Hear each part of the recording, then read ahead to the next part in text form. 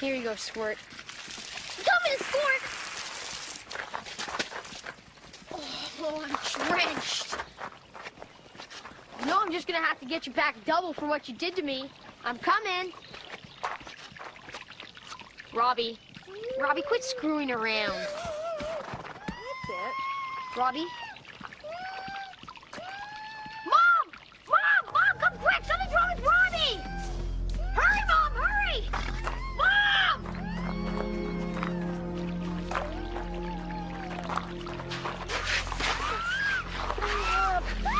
It's okay. It's okay. It's okay. It's okay. It's okay.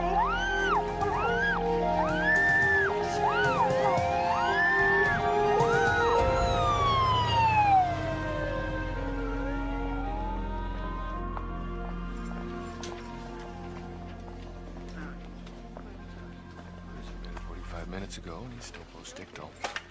Lori, Dave, this is Dr. Neves, the peds neurological consultant here. Hi. He knows a lot about epilepsy. Epilepsy? Yes, one seizure is just a seizure, but two by definition is epilepsy. He's only had one. The fellow you called me about this morning was probably another kind of seizure. So we're going to admit him and watch him for a couple of days. Well, this is a kid who hardly catches a cold. How could he have epilepsy? Epilepsia é uma condição associada à hiperexcitabilidade neuronal anormal, que gera uma série de manifestações na dependência de onde essa excitação anormal de neurônios ocorre. E ela tem várias etiologias, tem várias causas genéticas, por lesões estruturais. Ela pode nascer com o indivíduo, ela pode ser adquirida ao longo da vida, se o indivíduo sofrer um trauma craniano ou um tumor cerebral. Então, nós temos epilepsias que são genuínas, que nascem com o indivíduo, geralmente genéticas, e epilepsias que são adquiridas, crises epilépticas, que passam a acontecer em função de algum evento que ocorre na vida desse indivíduo, que pode ser infeccioso, pode ser tumoral, pode ser autoimune. Tem várias e várias causas. Começou quando eu tinha 9 anos de idade, né? Na época, né? Estava enjoado, aí minha mãe, que já fazia uso, quando ela era jovem, de um determinado medicamento, Plasil, resolveu me dar. Só que no que eu tomei Plasil, eu desenvolvi uma crise convulsiva. Então fui levado ao hospital e lá fui diagnosticado. Aí a partir de então venho fazendo tratamento. A maioria das epilepsias geneticamente determinadas se manifesta na infância e na adolescência. E esses painéis genéticos, e foi boa a sua pergunta, são muito pouco vistos, muito pouco investigados. Nós temos um centro de epilepsia há 20 anos, no Hospital do Fundão, que foi o primeiro centro de epilepsia do Rio de Janeiro. Esse aqui é o outro centro de epilepsia do Rio de Janeiro em hospital universitário, o segundo centro de epilepsia em hospital universitário. Isso é extremamente importante, porque junto com esse centro de epilepsia, nós vamos atender uma população de crianças, uma população infantil mais jovem do que o outro centro atende. E nós temos hoje um laboratório de neurociência translacional, que vai permitir que os painéis genéticos de epilepsias na infância e na adolescência possam ser feitos. Isso é algo totalmente inédito no serviço público, pelo menos no Rio de Janeiro, e em poucos serviços acontece em outros estados. E é importante pontuar que isso é exatamente o exemplo de como a ciência impacta a saúde da população. O importante para a gente, é irônico, né? Mas o importante para a gente é que esse paciente tenha crise para que haja o diagnóstico, né, o mais breve possível, para que a equipe médica consiga visualizar onde que realmente está tendo esse foco de crise. O registro, o filme é feito, tem uma câmera aqui, de 360 graus, que filma dia e noite, tá? Com luz noturna. Então, qualquer evento que o paciente aqui internado tenha, ele é registrado e aí nós fazemos uma correlação, que a gente chama de correlação eletroclínica, entre a semiologia, né, a característica da atividade elétrica cerebral e a clínica que ele apresenta. Então, uma unidade como essa permite que você faça uma série de ativações, a gente chama de ativações, que são estímulos para ver se aqueles fatores desencadeiam descargas epilépticas ou subclínicas ou a própria crise epiléptica. A epilepsia é a segunda causa de doença neurológica que demanda um ambulatório de neurologia. A primeira é a cefaleia, dor de cabeça, e a segunda causa é a epilepsia. Tá? As epilepsias, 80% dos casos de epilepsias, 70%, 80%, eles vão ser totalmente controlados com um fármaco antiepilético, que a gente chama de monoterapia, né? Então, se você indica adequadamente o tratamento, se você faz o diagnóstico do tipo de epilepsia que esse paciente tem e ele começa a tratar com o remédio certo, a chance de controle é de 70% a 80%. E eu falo isso porque muitas vezes pacientes com diagnóstico de epilepsias supostamente de difícil controle chegam na nossa unidade, mas na realidade eles estão usando o remédio errado para o tipo de epilepsia que eles apresentam. Então, nem sempre uma unidade como essa vai internar um paciente com epilepsia de difícil controle. Ele pode ter um pseudo difícil controle porque o diagnóstico correto não foi feito. E aí, voltando à sua pergunta, 30% dos pacientes vão evoluir com uma epilepsia fármaco-resistente ou de difícil controle medicamentoso. E aí, dentro desse grupo, nós temos um grande número de causas. As causas mais frequentes de epilepsia de difícil controle que podem ser diagnosticadas e tratáveis cirurgicamente são as epilepsias do lobo temporal associadas à atrofia do hipocampo. Tá? Esses pacientes correspondem à grande maioria do grupo de epilepsias focais de difícil controle e são os grandes beneficiados, talvez os mais beneficiados dentro de um centro de epilepsia. Porque quando eles são investigados, quando se correlaciona a crise epiléptica com o início na região onde ele tem atrofia, e você vê que ele não tem outra causa, ou outra região começando, outra zona de início ictal começando a epilepsia, esse paciente é um candidato à cirurgia, dependendo de outros fatores e comorbidades, a ressecção dessa área, ela é, em geral, 88% dos casos acompanhada de um controle total das crises. Ele vai ficar sem remédio? A maioria não fica sem remédio, mas se ele usava 3, 4 remédios, ele vai passar a usar um, junto com o benzodiazepínico, e ele vai ter uma qualidade de vida enorme, porque ele vai controlar as suas crises e vai realmente poder viver. Vida social tem, meus amigos, eu gosto deles, vamos lá. Vida profissional ainda não, estou desempregado, mas não por conta da epilepsia, né? Sou engenheiro mecânico, é mais por conta da crise que o país vem passando mesmo. Só que a epilepsia em si nunca atrapalhou no meu desempenho acadêmico, nem nada, né? Fiz minha escola normal, ensino médio normal, passei em segundo lugar vestibular de engenharia, terminei mestrado, tenho curso já de máquinas, então não tem problema nenhum nesse campo, nunca atrasou a minha vida nesse sentido.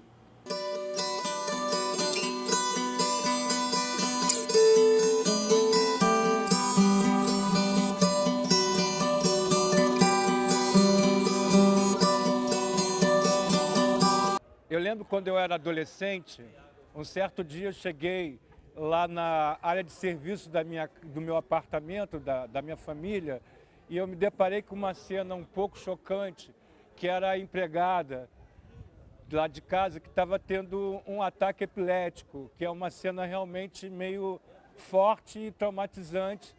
E na hora a gente não soube muito bem como se proceder naquela situação. Então eu gostaria de saber, quando a gente presencia uma pessoa em ataque epilético, como que a gente deve lidar com isso? Que abordagem? A gente realmente deve puxar a língua para não enrolar, como a gente ouve? Enfim, como a gente deve proceder diante de uma pessoa que teve um ataque epilético na tua frente? Né? O que a gente deve fazer para minimizar essa situação? Mas o que você faz na hora que você vê um indivíduo tendo uma crise epilética? Você tem que protegê-lo dele mesmo para ele não se machucar. Deitá-lo, colocá-lo de lado, deixar vias aéreas o mais permeáveis possíveis, não tentar retirar a língua da boca ou de abrir a boca, porque você vai fraturar seus dedos e ainda vai, talvez até o indivíduo, o paciente pode perder dente de tanta força que você faz e ninguém engole a própria língua. Isso não existe. Tem medo dele engasgar com a língua. Ele pode broncoaspirar. Se ele tiver acabado de se alimentar, ele pode, a comida pode ir para o pulmão.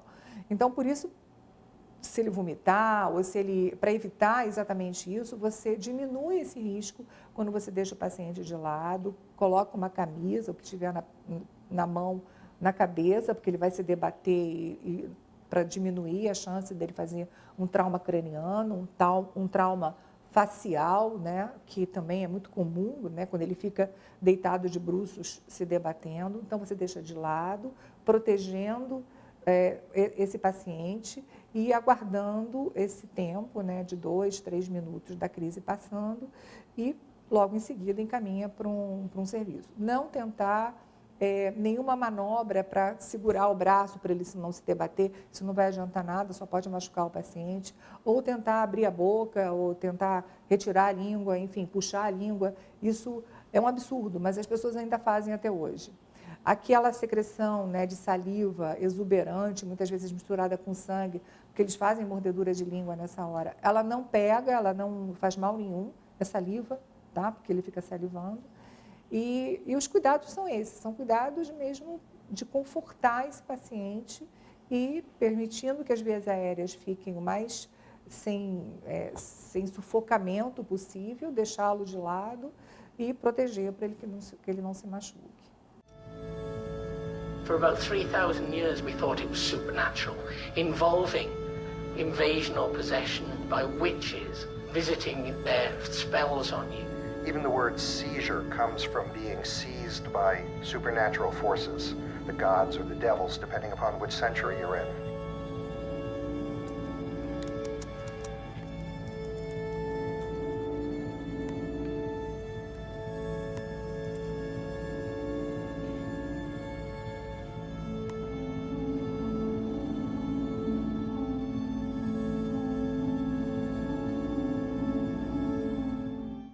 Esse preconceito existe quanto menor for o nível de informação que a população ao redor daquele paciente epiléptico recebe. Né? Quanto mais informada essa população, menor é esse preconceito. E isso começa desde a escola. Então, foi boa a sua pergunta de novo, porque no programa de pós-graduação agora em neurologia, nós aplicamos um projeto para uma fundação que é Leopoldo de Meis, que é uma fundação extremamente interessante, que acolhe e trabalha com crianças. E o nosso projeto foi do neurônio ao acolhimento nas epilepsias. A gente ganhou esse projeto, e esse projeto ele visa que a gente vá às escolas públicas e que receba alunos de escola pública aqui, tá? Explicando para eles o que é epilepsia, mostrando uma crise, obviamente se os pais consentirem, né, e os professores também, e com isso tentar desmistificar a epilepsia como uma doença com essas características que são ainda preconceituosas para tanta gente. Eu brinco com meus amigos que é o seguinte, né, é algo que é muito mais assustador para eles do que para mim. Estou no caso daquelas crises que fizeram de ruptura de contato. Eu simplesmente fico fora do ar 2 minutos. Então, não sinto nada, não vejo nada, sabe? Nem lembro o que aconteceu. Aí, as pessoas que me dizem depois o que aconteceu. Logo, para mim, não foi nada traumático, a vida inteira, vida normal. Vida normal, vai estudar, vai trabalhar, vai ter filhos, vai construir família. Tá? Não pode consumir bebida alcoólica.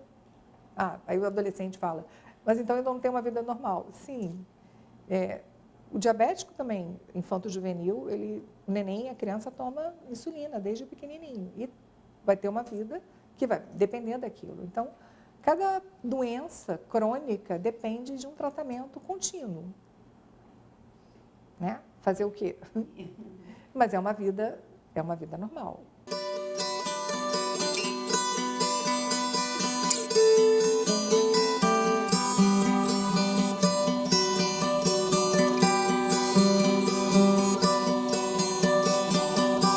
Recentemente recentemente eu levei minha sobrinha ao cinema, a gente foi ver Os Incríveis 2 e no começo do filme tem um aviso bem grande na tela dizendo que algumas cenas poderiam provocar ataque epilético por conta das luzes piscantes. Eu fiquei bastante apreensiva porque era a primeira vez que ela estava indo ao cinema, eu não sabia se ela podia ter algum tipo de crise por conta disso, os pais também não sabiam porque ela nunca tinha sido colocada numa situação como aquela e felizmente tudo ocorreu bem. Mas ao longo do filme eu ficava sempre olhando para ela para ver se estava tudo bem. E na minha sessão, pelo menos, não teve nenhum incidente, mas é algo que a gente tem que se preocupar, eu acredito. Algumas síndromes epilépticas, elas são fotossensíveis. E elas são fotossensíveis a alguns elementos cromáticos, algumas sequências cromáticas de cor. Então, isso tem um episódio muito famoso que aconteceu no Japão, quando foi lançado o filme do Pokémon, que várias pessoas manifestaram uma crise epiléptica quando olharam aquele desenho, aquela animação.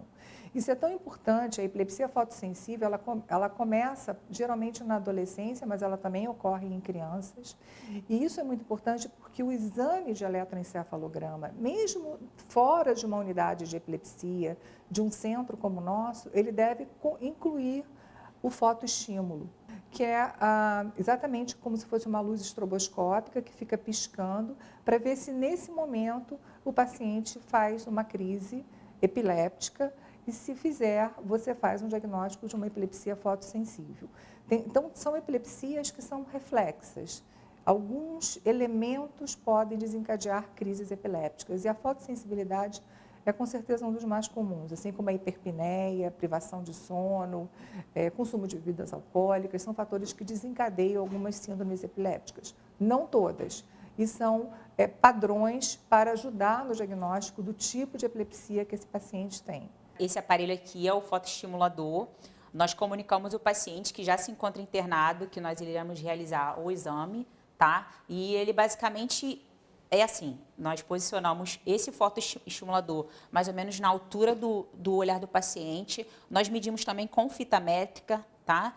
Para que não haja nenhum tipo de interferência a mais ou a menos, tem que ser a posição correta. Então, nós medimos com a fita métrica esse posicionamento e há o estímulo de luzes. O paciente, inicialmente com o olho fechado, depois ele fecha os olhos, porque existem pacientes que com o estímulo de luzes, né, pode acontecer também em danceteria, enfim, isso já tem na literatura falando, esse paciente pode ter crise por conta dessa fotoestimulação. Então, existe o fotoestimulador para que a gente estimule, para que ele aconteça essa crise dentro do centro de epilepsia, para a gente conseguir acompanhar. Robbie is gonna be just fine. Mom, if you're there, pick up, please. Mom! Lan? Mom, Robbie's had a horrible seizure. What? He stopped breathing. They took him to the hospital. Dad went with them. Well, take Mark and go to Margie. Mom, is he gonna die? No, he's not going to die. A crise epiléptica, especialmente nos casos onde você tem privação de consciência, quando você tem uma crise desperceptiva, que essa sua pergunta foi boa, porque algumas pessoas minimizam a importância de crises muito rápidas, que são aquelas que duram 1 ou 2 minutos, em que você perde a sua capacidade de perceber o ambiente ou de se comunicar, que são chamadas crises desperceptivas, antigamente chamadas de crises parciais complexas. Se você está atravessando a rua e você tem uma crise dessa, você morre atropelado. Se você está nadando, você morre afogado. Porque você realmente perde a sua capacidade de ter controle sobre você mesmo. Ou você pode matar outras pessoas se você estiver dirigindo e morrer também. Então, a crise desperceptiva, as crises de ausência, que não são aquelas convulsões tradicionalmente vistas como epilepsia e que são muitas vezes chamadas, como era chamada a ausência, era chamada de pequeno mal. Ela não tem nada de pequeno mal, né? Todas elas são crises importantes que têm que ser controladas. Existem leis para isso. Dependendo do tipo de epilepsia que você tem, se você é um paciente controlado há 1 ou 2 anos, se você tem um histórico de boa adesão ao tratamento, de não realizar um comportamento que seja um fator facilitador ou desencadeante de crise, não consuma bebidas alcoólicas, enfim. E você está controlado há 1 ou 2 anos, dependendo do tipo de epilepsia que você tem, esses pacientes até são liberados para dirigir. Mas se você não tem controle da crise, ou se você tem um tipo de epilepsia que o risco de você fazer crise tem pacientes que têm crise a cada 1 ou 2 anos, esse paciente deve evitar de dirigir. O ideal é que nenhum deles dirija, né? Se você tem epilepsia, você não pode dirigir, né? Isso seria o ideal. Só que você não vai pedir isso para um adolescente com uma epilepsia mioclônica juvenil. Então, se ele está bem controlado, já está há 1 ou 2 anos, ele não se expõe a fatores que são facilitadores de crise, você libera. O que a gente recomenda, né? Isso são as leis de trânsito que falam. Além das leis de trânsito recomendarem que você tem que ter a garantia desse controle, você tem um eletroencéfalo também mostrando que ele não, mesmo sem crise clínica, ele não está fazendo descargas subclínicas. Isso também é importante, se ele tem um eletro que também favorece a sua confiança de que esse controle está sendo, de fato, adequado com a medicação. E, de preferência, não sair sozinho, né? Ter sempre alguém do lado quando for dirigir. Evitar locais onde você tem alternância de sombra e luz, mesmo nas epilepsias que não são fotossensíveis. Isso também um elemento facilitador, pode ser facilitador num determinado momento daquele indivíduo, privação de sono e outras condições. Mas qual é o melhor dos mundos? O que você pode garantir para esse paciente não correr risco ou colocar em risco os outros? Que ele não dirija. A epilepsia tem cura? Existem algumas síndromes epilépticas, e quando eu falo síndrome, a gente está falando de um conjunto de sinais e sintomas que são específicos de um determinado tipo de epilepsia. Então, epilepsias centro-rolândicas da infância são epilepsias que normalmente involuem na adolescência. Tá? Então, você toma a medicação por um período, você também tem um perfil genético que você deve investigar e depois elas evoluem. Mas, ao mesmo tempo, epilepsias clinicamente diagnosticadas como centro-rolândicas, que antigamente recebiam até o nome de benignas da infância e que você poderia retirar a medicação, algumas delas podem evoluir de forma grave. E o que vai fazer a diferença entre uma coisa e outra é o perfil genético, de painel genético de estudo desses pacientes, que cada vez mais vem sendo reconhecido. Se você tem uma epilepsia geneticamente determinada, como são a maioria das epilepsias, ou por uma mutação de canal de sódio ou de potássio, ou uma alteração de receptor de neurônio associado a recrutamento de inibição de excitação neuronal, são condições que nasceram com o indivíduo. Tá? Essa condição ela não vai ser retirada, a genética dele não vai mudar.